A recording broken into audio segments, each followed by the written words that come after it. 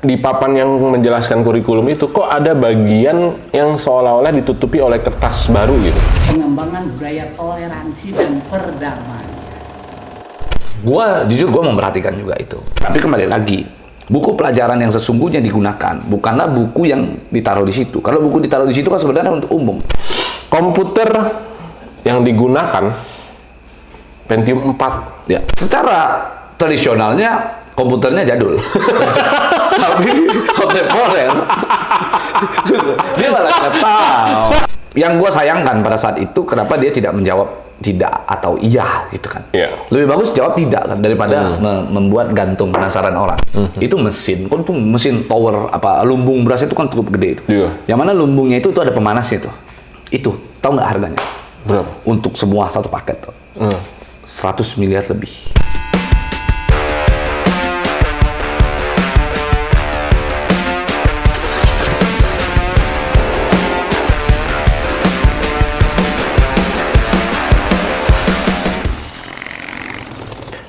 Hai orang-orang penting, kembali bersama Pablo Benua yang sudah berkunjung ke Al Zaitun. Yes. Gimana bang? Kan lu juga kunjung. Oh iya, gue juga kunjung ya. Kita, jangan ada bilang Pablo Benua. Kita sudah berkunjung ke Al Zaitun. Al Zaitun ya. Nah, terus kita juga sudah membagikan ke para orang penting Ya.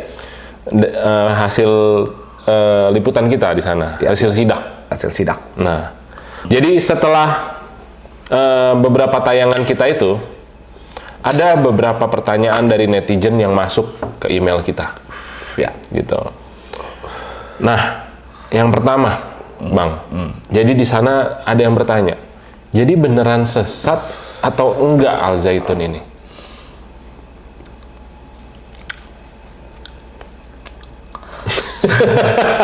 Gini, gua nggak akan katakan bahwa ini sesat apa tidak.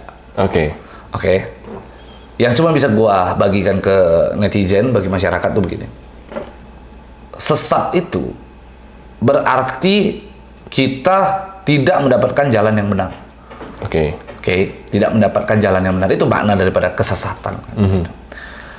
Ketika kita mendapatkan jalan yang salah gitu ya, jalan yang salah dalam konteks ajaran agama, siapa yang menentukan kita ini salah jalan atau jalan kita itu benar? Yang Allah. punya hak itu Allah. tentunya yang punya jalannya tadi kan. Betul. Yang mengetahui jalan yang benar dan jalan yang salah itu di bagian yang mana. Gua lihat apa yang diajarkan di Al Zaitun, prinsipnya ya dua hal. Pertama, mempercayai bahwa tiada Tuhan selain Allah. Oke. Kan begitu.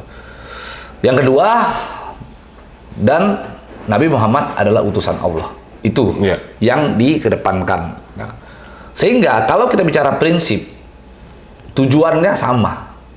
Kan begitu. Tujuan dalam beragama sama, ujungnya sama. Gitu. Sehingga kalau memang jalannya ingin menuju ke sana, maka kita nggak bisa menyimpulkan bahwa apa yang diajarkan di dalam Al Zaitun itu sesat. Sebagai seorang manusia, maka kita kembalikan lagi kepada Allah Subhanahu Wa Taala. Nah, tapi gini bang. Benar apa tidak? Ya, Kan oke. gitu. Nah, tapi kalau misalnya nih, kalau aku kan bukan Islam yang benar-benar mengerti Islam, terus apa?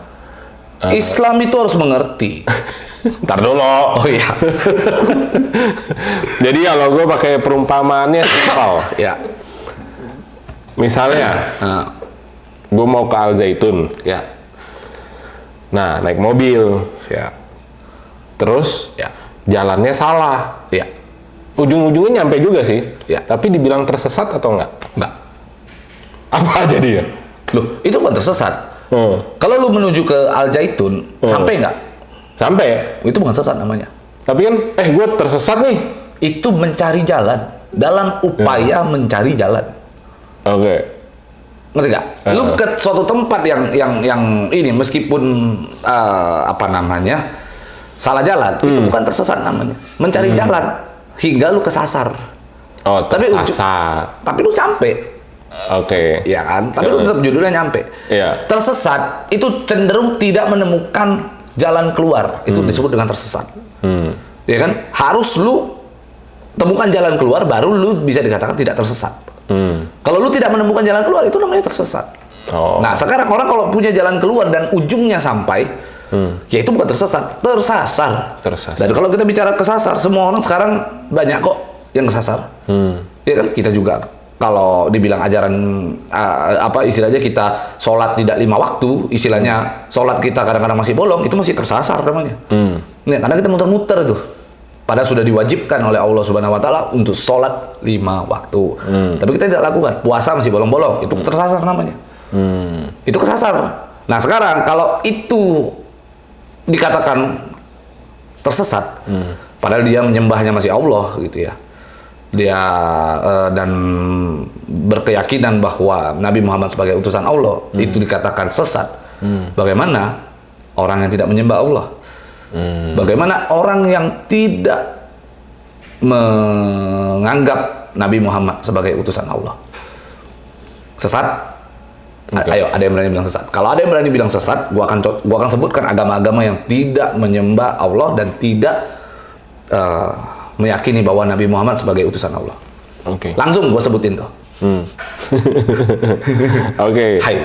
Berarti ujung-ujungnya ini tersesat atau tidak tersesat, bukan kita yang berhak menentukan ya. Nanti terakhir dia nyampe atau enggak ke Allah gitu. Ya, itu disebut bukan tersesat, tersasar mungkin tersasar. Ya. Kesasar. Oke. Ya. Lanjut Bang. Ada lagi nih, pas di bagian yang kita masuk. Ini pertanyaan masih dari netizen ya? Iya. Masih dari netizen ya? Iya. Ya. Jadi dia menyoroti bagian pas kita masuk ke ruang sekretariat kalau nggak salah. Ya. Gue lupa namanya apa. Nah, pertanyaannya pas kita lagi membahas kurikulum, yang di situ Pak Nurdin menjelaskan kurikulumnya, katanya. Nurdin itu siapa? Jelasin. Pak Nurdin itu yang pengurus Al Zaitun yang menemani. Sebagai. Pak Nurdin itu orang harus tahu. Nonton aja deh. Sebagai apa? Apa kemarin? Penasehat ya. Oh, masalah penasehat Al Zaitun. Ya. Penasehat ya. Pak Nurdin, biar tahu orang-orang biar ngerti loh namanya. Kita sebut-sebut doang Pak Nurdin yang mana? Kalau orang kirain Nurdin M-Top lagi. Oke. Nah, pada saat Pak Nurdin yang selaku dari penasehat Al Zaitun, ya. Kalau nggak salah dia juga di situ yang dari awal bersama Pak Panji membangun Al Zaitun, udah ikut dari awal gitu. Udah lama tuh. Ya, udah 30 tahun lah. Ya.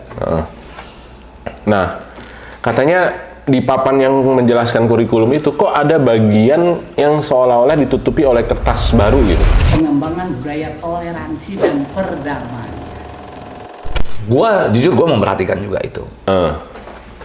Tapi kalau dibilang baru-baru amat enggak juga. Baru-baru amat enggak. Itu ditempel mungkin karena ada kesalahan ketik atau apa. Kita positif ya, karena gini. Gua prinsipnya gue itu orang yang selalu berupaya untuk berprasangka baik terhadap siapapun gitu. Sehingga meskipun itu ada tempelan apa segala macam, gue menganggap bahwa itu adalah kesalahan ketik yang memang mungkin terjadi di sana. Tapi ya memang untuk mengetahui itu lebih dalam bisa dilakukan pengecekan terhadap terhadap kertas itu sendiri kan, dicopot itu tulisannya ya. Tapi kan kita pada saat itu nggak melakukan kan begitu. Ya kembali lagi, kenapa lu nggak lakukan pada saat itu? Itu pertanyaan gua.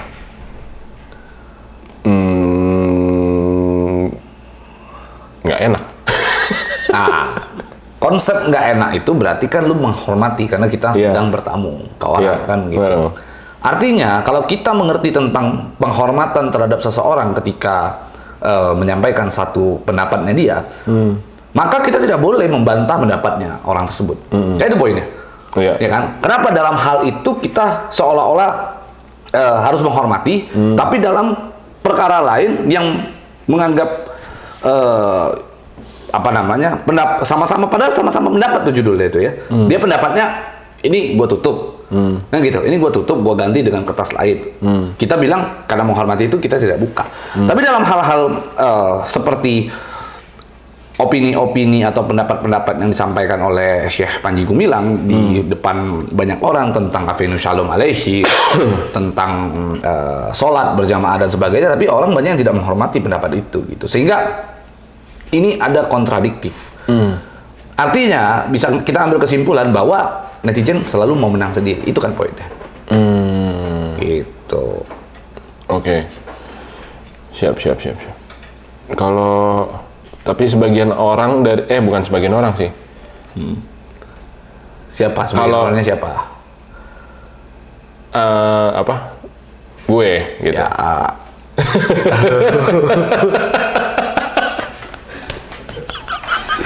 Oke, coba apa? Sebagian orangnya netizen. Jadi ada yang bertanya ini tuh kenapa kurikulumnya itu ditutup? Ya. Apakah ada yang tadinya salah terus Bang Pablo mau datang ditutup gitu? Loh, itu kan tidak Disetting gitu. Ya itu tidak bisa kita langsung tuduh bahwa itu adalah satu bentuk settingan karena posisinya banyak. Gue dulu di sekolah gitu ya juga begitu kan. Di sekolah-sekolah kadang-kadang ada typo nih, ditempel itu kan hal yang sering lumrah sih dilakukan. Cuma jauh kan sih ya. terasa janggal dengan hal-hal yang Dicari. Soalnya kita lagi mencari-cari kesalahan gitu. Iya, karena dia lagi mensoroti saja kan, gitu ya. Orang-orang lagi menyoroti tentang Al Zaitun, sehingga hal sekecil apapun pasti akan jadi masalah bagi orang. Itu poinnya. Nah, soalnya gue ngelihatnya sih jauh dari mana-mana, mau ke tempat ngeprint aja mau keluar jauh. Tapi dia menyediakan kan tempat print. Masa? Iya. Kemarin nggak diajak sih ke tempat printer. Ada kan? Ada nggak sih kemarin? Nggak ada. Hah? Nggak diajak kita ke tempat ngeprint. Oh mungkin sudah disediakan. Di sana kan tidak perlu print. Iya, jadi dibahas printer. Udah, ada yang nanya lagi nih. Jadi Bang, Ya. ada netizen yang bertanya. Jadi pas bagian khutbah Jumat, Ya. itu kan yang berkhutbah itu bukan Syekh Panji Gumilang langsung, Ya. tapi ada mungkin kalau gue ngelihatnya sih kayak anak-anak didiknya gitu ya. Ya. Mungkin yang sedang dilatih untuk menjadi ustadz Ya, gitu, ya. untuk menyampaikan khutbah gitu kan. Ya. Nah, tapi ada perkataannya yang agak dipertanyakan gitu. Coba. Nah, kalau ustadz lain itu berkatanya seperti ini. Qala Allah Ta'ala fil Qur'anil Karim. Yang artinya Ya. Allah berfirman di dalam Al-Qur'an. Gitu. Tapi kalau yang dari versinya Al Zaitun seperti ini. Qala Rasulullah sallallahu alaihi wasallam fil Qur'anil Karim. Nah, berarti yang artinya Rasulullah berkata di dalam Al-Qur'an. Gitu. Jadi gimana, Bang? Kenapa beda? Ya karena tak sama.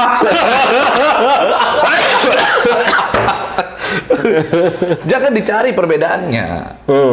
Justru dalam hal ini dicari persamaannya. Apa?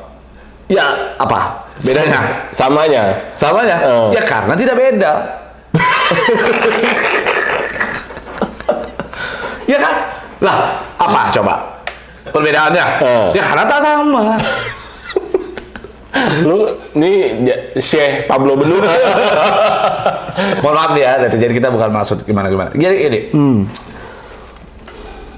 gua jujur dalam hal pendalaman agama tentang pentafsiran suatu ayat suci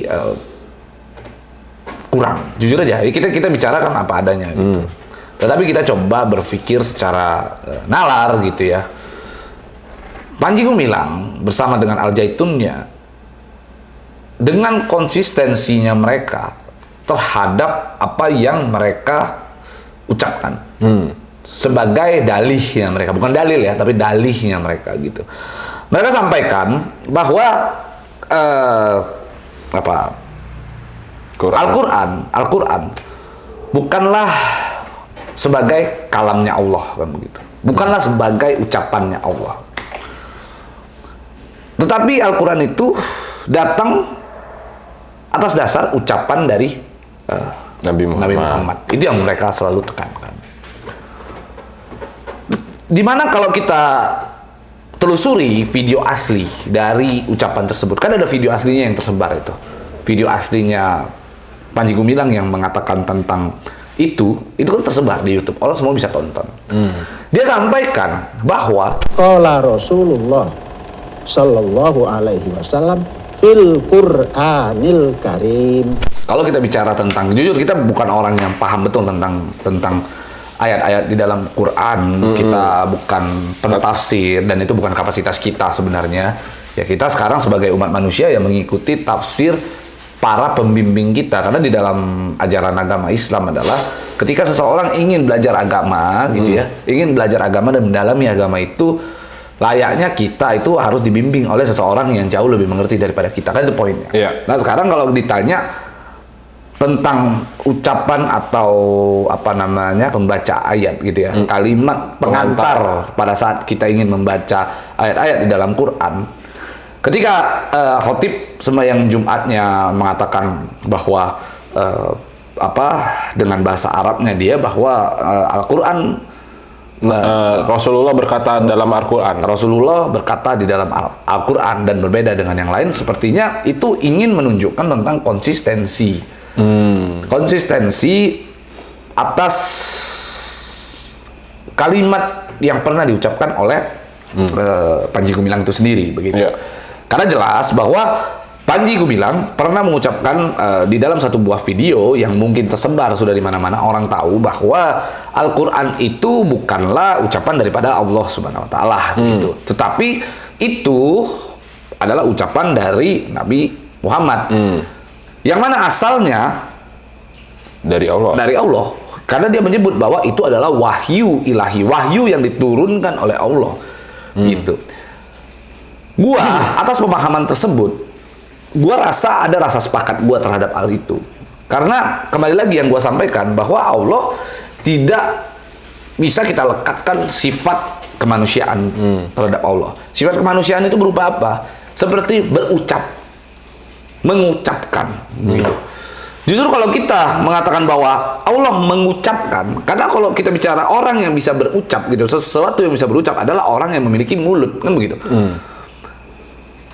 Artinya kalau kita menyamakan sifat manusia dari Allah kepada sifat manusia, maka kita itu mendegradasi Allah. Padahal Allah tuh di atasnya, kan begitu. Maka untuk hal itu, kembali lagi yang gue sampaikan, tidak bisa dikatakan sesat, tidak bisa dikatakan bentuk daripada penistaan juga, karena itu adalah bagian daripada pemahaman Panji Gumilang. Kama yaqulu zalika al-kullabiyah wal ash'ariyah allazina yaquluna innal qur'ana al-arabi laisa huwa kalam Allah. Al-Quran yang berbahasa Arab itu, ya, yang kita baca itu, yang diturunkan kepada Nabi Muhammad SAW menurut Al-Kullabiyah dan Asy'ariyah, ya, itu bukan kalam Allah. Kalau kita melihat atau merujuk ke video yang itu beredar, maka itu tidak bisa kita katakan sesat. Kecuali yang disampaikan pada saat sebelum sembahyang Jumat itu, dia mengatakan bahwa Rasulullah berkata di dalam Quran. Kalimat yang dikeluarkan adalah kalimat-kalimat yang tidak berhubungan dengan Al-Quran, Rasulullah. Nah, atau ayat yang diucapkan adalah ayat-ayat yang salah, maka itu bisa dikatakan sesat. Tetapi kalau selama itu on track gitu ya, menurut gua itu dikembalikan kepada pemahaman banyak orang, masing-masing pihak untuk berpikir kayak begitu. Tapi pertanyaan gue bang, Al-Quran firman Allah apa perkataan Nabi Muhammad? Keduanya. Nah, menurut pemahaman gue ya, keduanya. Dan menurut Panji Gumilang, kalau gue sih agak nggak setuju ya dengan. Kenapa? Coba. Jadi jelas-jelas perkataan itu adalah, kalau dalam bahasa Indonesia Allah berfirman dalam Al-Quran gitu kan. Kalau gue lebih setuju itu gitu, karena ya Al-Quran memang firman Allah yang disampaikan oleh Nabi Muhammad dalam bentuk kata-kata gitu. Tapi ya tetap itu firman Allah gitu. Tahu nggak? Di dalam Al-Quran tidak ada satupun kalimat Quran atau ayat yang mengatakan bahwa Allah berkata. Ya. Selalu disebutkan apa? Allah berfirman. Allah berfirman. Tahu nggak firman itu turun atau wahyu itu turun dalam bentuk apa? Apa sih itu firman? Tidak. Wahyu, firman, wahyu atau firman yang diturunkan oleh Allah Subhanahu wa taala, ini menurut guru ngaji gua ya. Dan mungkin ini bisa dijadikan referensi kepada sejumlah orang yang mau berpikir sebenarnya. Tidak serta-merta firman atau wahyu itu diturunkan hanya menggunakan kata-kata. Kadang-kadang itu dalam bentuk isyarat. Dalam bentuk isyarat, dalam bentuk berbagai hal gitu. Lalu dimaknai oleh Nabi Muhammad dan dituangkan dalam bentuk perkataan sehingga dipahami oleh umat. Ada poinnya. Iya. Isyarat yang turun misalnya apa gitu ya, gua lupa gitu, tetapi ada ayatnya dan mungkin orang-orang yang mengerti nanti bisa membuka gitu ya. Ketika Nabi Muhammad tidak memahami maksud daripada isyarat tersebut pun, maka Nabi Muhammad akan menanyakan itu kepada Jibril. Itu loh poinnya. Lalu dituangkan secara berangsur-angsur, karena kan Al-Quran itu tidak plek langsung turun begitu. Al-Quran itu diturunkan secara berangsur-angsur sampai wafatnya Nabi Muhammad. Itu poinnya. Nah maka turunnya itu bukan hanya serta-merta menggunakan kata-kata. Maka kalau gua ditanya, Al-Quran itu adalah firman daripada Allah. Yang mana firman tersebut tersampaikan kepada Nabi Muhammad, disampaikan kepada Nabi Muhammad, lalu Nabi Muhammad membuat itu menjadi perkataan yang dimengerti oleh kita umat. Karena kalau kita bilang Allah berkata, itu pun tidak pernah disampaikan oleh kiai manapun. Selalu disebut Allah berfirman di dalam Al-Quran. Ya kan? Gitu. Kecuali kita balik, Al-Quran menyebutkan atau Al-Quran berkata. Itu beda tuh. Ya kan? Tapi kan kita selalu disebut bahwa Al-Quran Allah berfirman. Siap. Itu. Karena kita sama-sama bukan ahli. Ya, biarkan orang yang menilai. Ya. Kita menilai yang satu ini ya, saudaraku. Ya. Kita mencoba lebih menelisik asik. Ya. Hal yang kita mengerti nih, saudaraku. Ya. Komputer yang digunakan Pentium 4. Ya. Ini komputer masih jenis lama.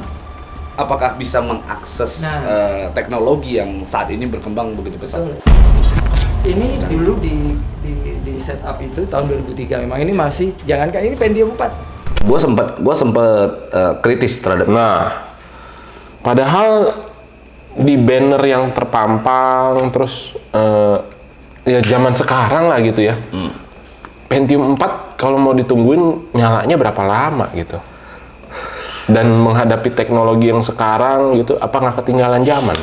Gue sempat menanyakan itu dan gue termasuk kritis untuk itu. Karena kan mereka membahas tentang AI. Tentang AI, bahwa kita sudah akan masuk ke dunia yang modern, teknologi dan sebagainya gitu. Tapi memang jawaban daripada pelatih itu adalah bahwa para santri gitu diizinkan membawa perangkat sendiri. Yang sudah Core 2 Duo, Core 7 dan sebagainya itu untuk dibawa, untuk digunakan gitu. Tapi dalam hal-hal tertentu untuk mengakses teknologi tertentu hanya dibutuhkan browser biasanya, dan itu katanya Pentium 4 juga sudah memiliki browser itu sendiri. Salahnya kita kemarin tidak mencoba untuk membuka, menghidupkan. Masih hidup kan? Ya, tetapi ya dari alasan yang dia sampaikan itu menurut gua masuk di akal. Masuk di akal. Tetapi ada satu sisi menurut gue itu menjadi bagian daripada ciri khas. Ciri khasnya si santri tersebut. Karena mereka menyongsong atau mengusung tema kontemporer tradisional.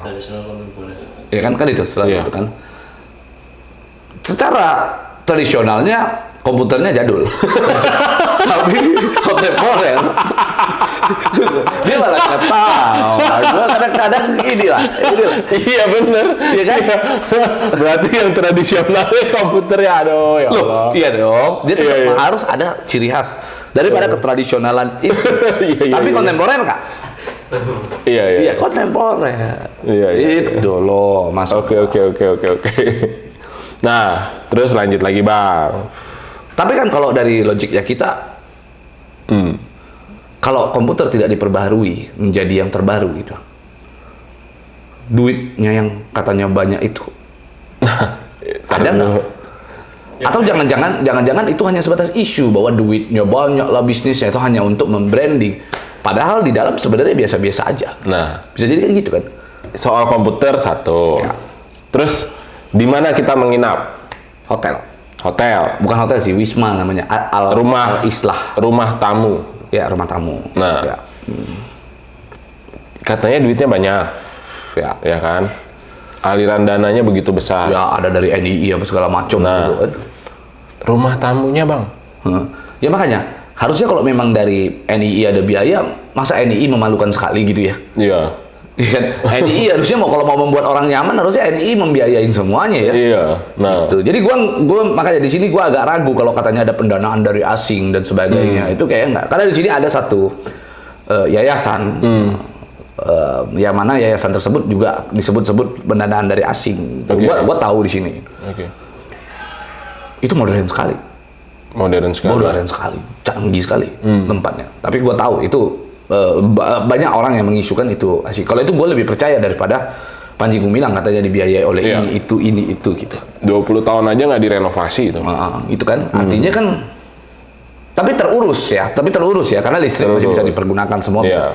Ada diuruskan, cuman memang ya sepertinya dananya itu dicicil dari tergantung berapa banyak santri yang masuk, itu aja poinnya. Iya. Sama bisnisnya berkembang seberapa besar kemandiriannya mereka, itu aja. Nah, balik lagi Bang. Soal Abang singgung tadi soal bisnis. Ada yang bertanya.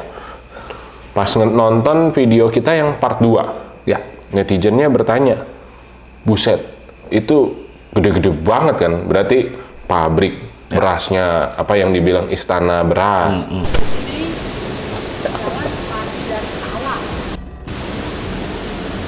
Walaupun kehujanan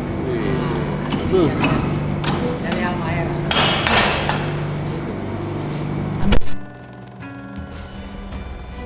Yang dengan mesin yang begitu-begitu besar. ya, Terus sampai mesin-mesin pendingin ikan. ya. Pendingin ikannya itu murahan. Murahan. Jujur aja gua ngeliat itu pendingin ikan tuh bukan yang pendingin ikan yang apa ya, cold storage itu bukan cold storage yang Wah gitu ya. wah gitu, enggak. Oke. Pakai kontainer gitu ya. Ya. Nah, tapi yang disoroti sama netizen adalah ini begitu besar, begitu mandiri tanpa ada campur tangan dari pemerintah. Mereka bisa hidup sendiri. Ya, kan tadi udah gue jawab sebenarnya, nggak besar-besar sekali sebenarnya, tidak besar-besar sekali dan tidak seberlebihan yang diisukan di luar. Ini kan orang-orang yang mengutarakan isu di luar tuh bahwa ini ada pendanaan asing. Nah kalau kita masuk ke dalam sendiri, sebenarnya tanpa harus ada pendanaan asing pun, tanpa harus ada pendanaan dari NII itu kayaknya bisa terkelola. Ada, karena cold storage yang mereka miliki itu bukan cold storage yang terlalu ini gitu. Bukan terlalu mewah. Contoh misalnya pemotongan ayam. Itu mesin-mesin Cina, itu mesin-mesin dari China itu. Gua pesannya dari AliExpress itu ada. Gua ada beberapa kali ngecek. Di AliExpress, di Alibaba itu. Alibaba ada paketnya. Kalau kita datang ke Beijing atau ke Guangzhou itu jauh lebih banyak lagi di situ. Itu bisa ada. Gua pernah ke Guangzhou melihat beberapa industri di sana. Gue lihat sih kayaknya nggak mahal kok. Gitu, maksudnya itu masih make sense untuk kita miliki gitu loh. Oke. Gitu. Dan memang dibutuhkan untuk mereka untuk menghidupi yang Iyalah, santri daripada itu. dia kalau dibicarakan operasional mereka motong ayam kayak gitu jauh lebih murah dibandingkan mereka beli. harus potong ayam dengan membayar jasa orang lain. Iya, iya. Iya kan? Dengan pakai boiler dari mana, nah, itu kan jauh lebih ini. Lebih bagus punya sendiri untuk digunakan. Toh juga mesinnya tidak mahal-mahal sekali kok. Iya, betul. Kan gitu. Lalu pendanaan asing kayaknya terlalu berlebihan menurut gua. Pendanaan asing hanya untuk beli satu boiler begitu kan kayaknya nggak bisa diangkat. Iya, benar. Nah, cuman ada satu yang menarik. apa tuh? Istana Beras. Kenapa? Jadi gua mengerti sebenarnya tentang mesin giling beras dari mulai padi, cangkang, apa segala macam.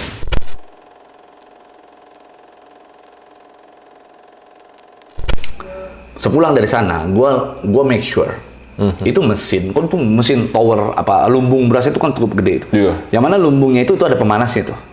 Coba perhatikan, itu ada pemanasnya. Dia masukkan padi, diayak langsung di situ, diayak langsung keluar cangkang di kupas secara otomatis dan sebagainya. Itu tahu nggak harganya?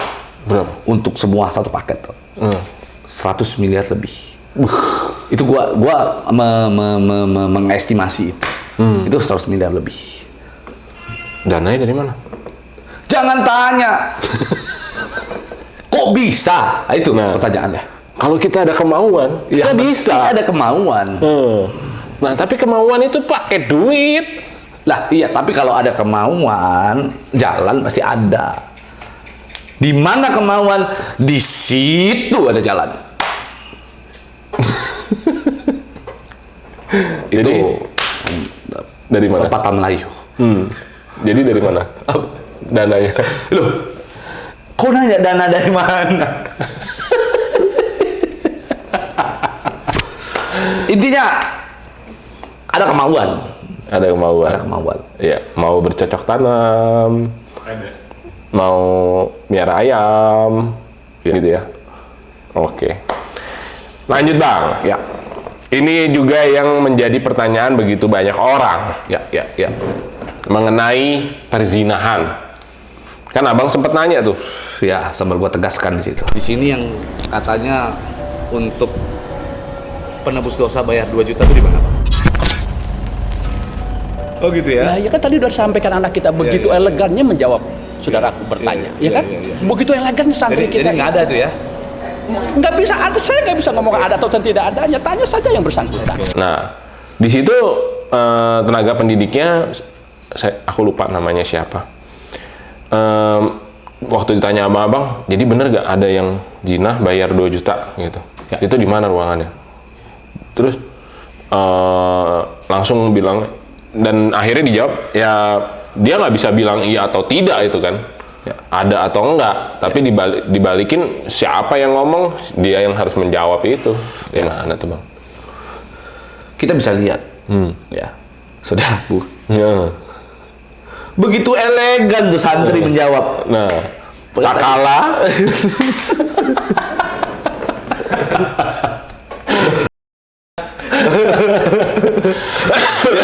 Itulah jawaban daripada santrinya sudah dijawab bahwa tidak ada pacaran dan sebagainya. Kalau gua ya kembali lagi, yang gua sayangkan pada saat itu kenapa dia tidak menjawab tidak atau iya gitu kan. Iya. Lebih bagus jawab tidak kan daripada membuat gantung penasaran orang. Tetapi sejauh kita di sana memang kita mencari itu. Jujur aja gua sangat penasaran sekali mencari itu dan gua cecar sekali itu. Ya memang kayaknya nggak ada gitu. Kayaknya nggak ada dan memang agak sedikit konyol saja kalau pesantren mengadakan itu gitu. Artinya kalau gua ya setolol-tololnya dalam urusan agama, ada satu ajaran yang mengajarkan itu, kayaknya gua akan menghindar deh. Iya. Ya kan? Siapapun lah itu ya, kayaknya ketika diajarkan begitu pasti akan menghindar. Iya. Dan gitu. Jadi nggak mungkin pesantren itu mengadakan program seperti itu kayaknya menurut gue itu terlalu mengada-ngada. Dari 7.000 siswa ya juga pasti yang setuju seperti itu kan nggak mungkin semuanya setuju. Betul. Pasti banyak yang mulai mengundurkan diri lah. Betul. Oke. Nah, terus Pak Nurdin Ya. yang tadi penasehat waktu di sekretariat kan aku nanya, jadi umat non Muslim boleh masuk sini? Non Muslim boleh masuk ya Pak? Lah, wajib. Wajib. Wajib. Ya. Nah, dijawab wajib gitu kan. Ya. Nah, netizen bertanya lagi, kok kenapa harus wajib? Bukan kok ya netizen non Muslim ya boleh masuk, tapi kok wajib masuk? Kenapa? Kenapa harus pesantren itu tidak memperbolehkan masuknya non-muslim? Itu dulu pertanyaan. Sebutkan alasan pesantren tidak boleh memasukkan non-muslim. Ya nggak ada sih. Tidak ada, iya kan?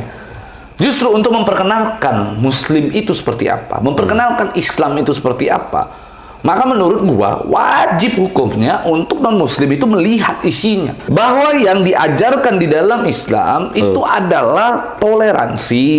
Segala sesuatu yang berhubungan dengan manusiawi, perdamaian. Islam itu indah. Tidak seperti yang didoktrinkan oleh begitu banyak orang tentang Islam itu teroris, Islam itu radikal. Kan begitu poinnya. Islamofobia ya. Iya, dan banyak sekali orang-orang, karena kan ya lu sendiri merasalah, karena kan lu pernah menjadi non-muslim, gua juga pernah menjadi non-muslim. Kita merasakan bagaimana pola pikir non-muslim itu terhadap Islam. Bahkan kita dahulu ketika menjadi non-muslim bertemu dengan seseorang yang punya jenggot panjang dan menggunakan gamis panjang-panjang, di kepala kita yang duluan terlintas adalah teroris, betul nggak? Iya, radikal. Nah, radikal. Sehingga menurut gua dengan diwajibkan orang-orang non-muslim masuk ke pekarangan itu justru mengubah stigma itu. Nah, yang selama di sana kita nggak nemuin ya. Apa? Yang pakai celana cingkrang, jenggotnya sampai panjang. Oh, konsep daripada beragama ini. Bung Karno pernah berkata, lu tuh boleh jadi orang Islam, tapi lu jangan jadi orang Arab. Nah, iya. Gamis itu adalah tradisinya orang Arab yang panjang-panjang itu. Menggunakan sorban, itu tradisinya orang Arab. Kita ini di Indonesia, sehingga gunakan itu, gitu loh. Gunakan pakaian khas Indonesia, batik. Iya. Nah, di di sana semua rata-rata menggunakan jas kan kalau kita perhatikan. Iya. Kan lu sempat nanya juga dong. Iya. Sempat nanya. Jawabannya apa? Karena Pak Bung Karno menggunakan jas. ya, itu jawabannya. Seharian. Itu jawabannya dia. Artinya Islam itu sebenarnya diperuntukkan untuk siapa sih? Untuk semua manusia. Ya, bukan untuk orang Arab saja kan? Bukan. Ya udah. Oke. Jadi jangan menilai keislaman seseorang dari kearapannya gitu. Ya. Ya. Siap. Gitu. Oke. Nah, Sekali lagi teman-teman ya, ini sebelum kita lanjut untuk kita tekankan bahwa gua bukan humasnya. Oke. Ya, jangan terkesan gua tuh humas daripada Al Zaitun. Tapi dalam kondisi ini, gua hanya menceritakan tentang pendapat gua dan apa yang kita lihat di sana. Oke. Lu jangan oke, lu bagian dari gua. Iya. Iya kan? Jadi kan sama-sama pernah ke sana. ya, kita sama-sama ke sana, terus kita melihat dan kita menyampaikan pendapat kita. Itu saja ya. Jadi jangan ada yang menganggap bahwa kita seolah-olah kita adalah humasnya Al Zaitun. Tampol nanti. Benar. Oke. Nah, terus kalau ini pertanyaannya datangnya dari gua. Ya. Bukan dari netizen. Bukan dari netizen. Benar. Ya, oke. Nah, kan jadi kita sempat penasaran Ya. sama kurikulum yang diajarkan, terus kita udah ngeliat tuh dijabarin gitu kan. Ya. Nah, waktu itu kita terus sempat mau ngeliat bukunya seperti apa gitu. Ya. Terus akhirnya kita diajak dong ngasih lihat nih bukunya seperti ini.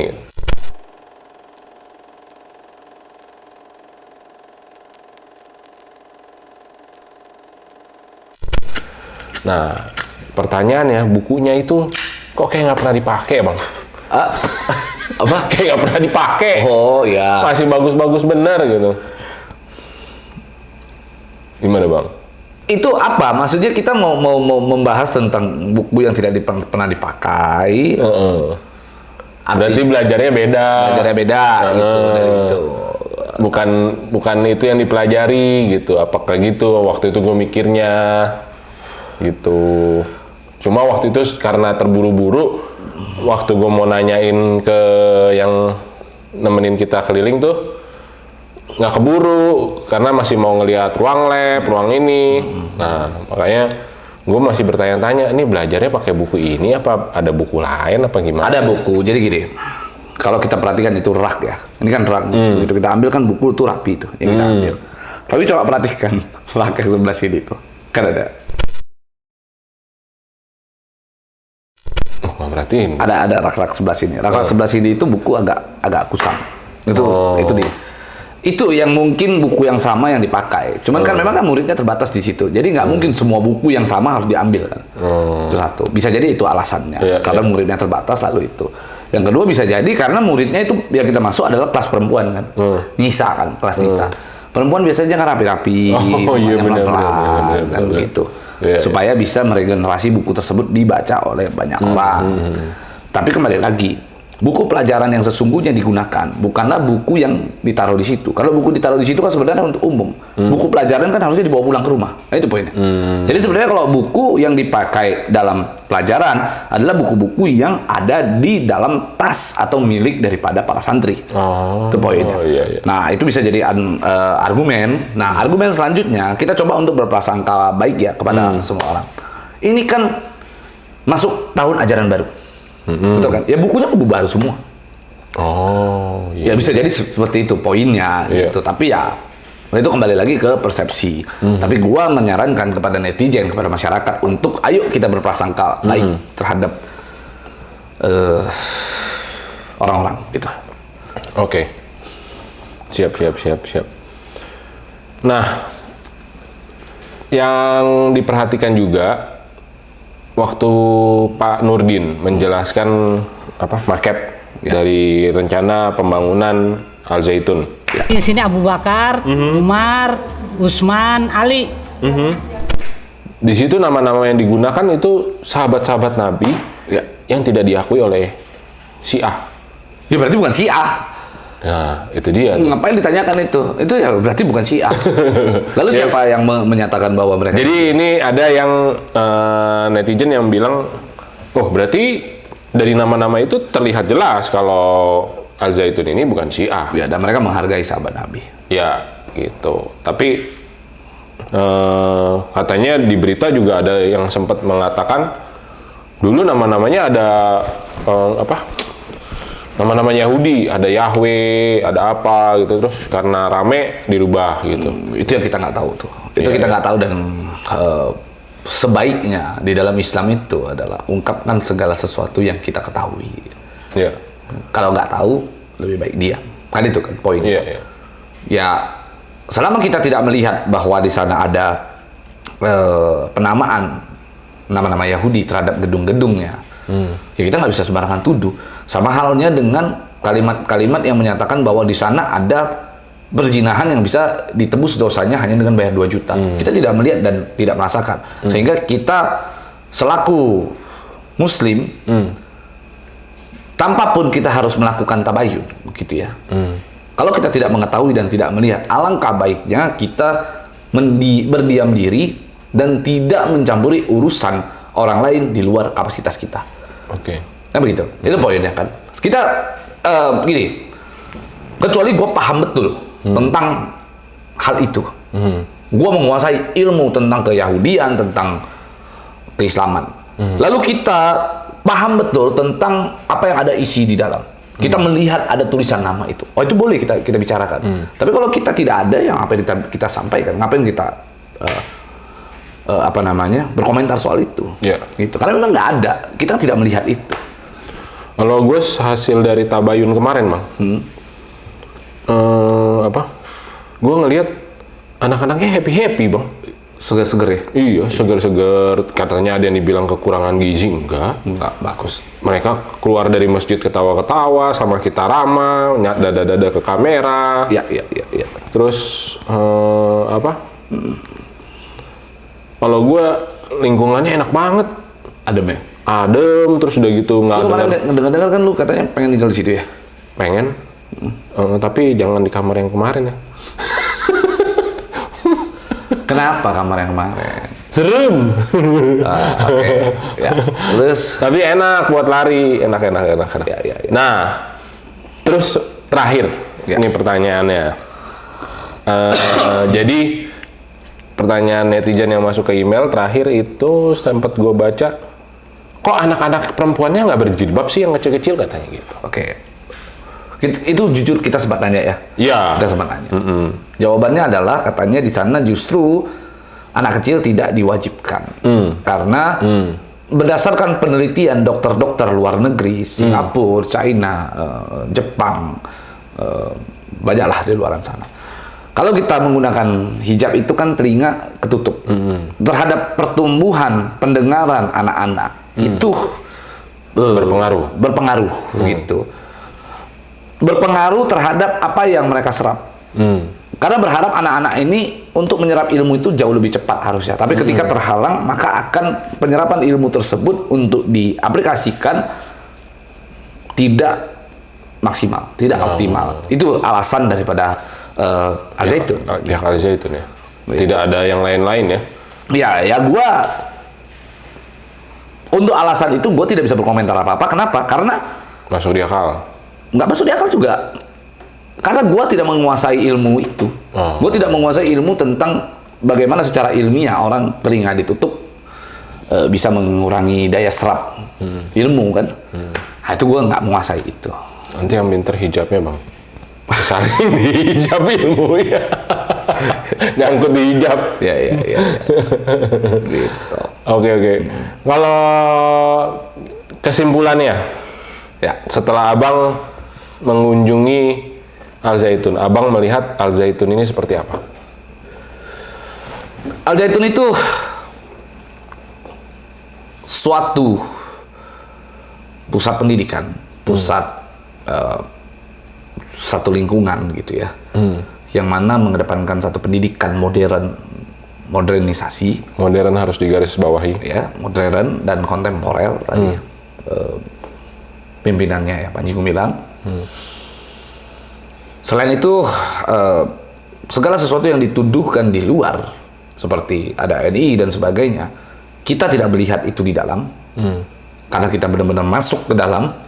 Yang disebut ada bunker-bunker itu juga ini lucu juga, yang kita tahu ternyata bunker yang disebut orang-orang itu adalah basement rupanya yang di bawah masjid itu. Iya, yang nyambungin dari masjid sampai ke menaranya. Betul. Itu juga agak lucu kalau ada komentar orang di luaran sana. Lalu disebut ada ajaran sesat juga enggak. Karena kita kembali lagi bahwa yang bisa menentukan sesat apa tidak hanyalah Allah gitu, bukan manusia. Gua rasa permasalahan di Al-Zaitun bukan itu. Gitu. Gua rasa permasalahan di Al-Zaitun yang sesungguhnya bukan itu. Apa dong? Ya gua nggak tahu. Tapi yang pasti bukan itu poinnya. Ini ya selama mau menuju 2024 politik itu dipakai untuk digoreng, untuk menjatuhkan sejumlah orang dan katanya ampuh. Cuman gua dalam kesempatan ini gue ingin komplain dengan Al-Zaitun. Apa tuh? Ada hal yang gua tidak sepakat dengan Al-Zaitun. Tak kalah. Kita di sana tidak bisa merokok. Betul ya? Lu tersiksa Bener. nggak? Lu kesiksa nggak? Benar. Ya kan? Ampun DJ. Asem gitu. Akhirnya sampai gua sembunyi-sembunyi ngerokok di dalam di dalam mobil. Itu adalah satu program yang menurut gua menyiksa gua ya di dalam. Tapi untuk pendidikan itu bagus. Bagus. Tapi ya janganlah siksa kita begitu ya. Di sekolah manapun emang nggak boleh sih bang. Iya, maksudnya Iya. kok dulu Ya, sebuah sekolah merokok. Tapi intinya ya besok-besok kalau kita ke sono, please lah. Siapin Boleh satu ruangan lah. Iya, benar-benar. Boleh kita ngerokok lah. Ya Di kan? kamar lah boleh lah ya. Kamar boleh lah. Ini benar-benar ketat sekali Di kamar nggak boleh rokok, aduh. Ampun. Udahlah, kita bukan duta rokok tapi. Ya, kita tidak duta rokok ya. Oke. Oke, gitu sih kurang lebih tanggapan dari pertanyaan-pertanyaan netizen yang muncul. Tak kalah waktu kita harus menyudahi sampai di sini. Mungkin kita akan menanggapi lagi kalau ada pertanyaan-pertanyaan lebih lanjut. Betul nggak Bang Pablo? Ya, betul. Terima kasih orang-orang penting. Kembali lagi di Ngobrol Penting, nanti ketemu selanjutnya ya. Assalamualaikum warahmatullahi wabarakatuh. Merdeka!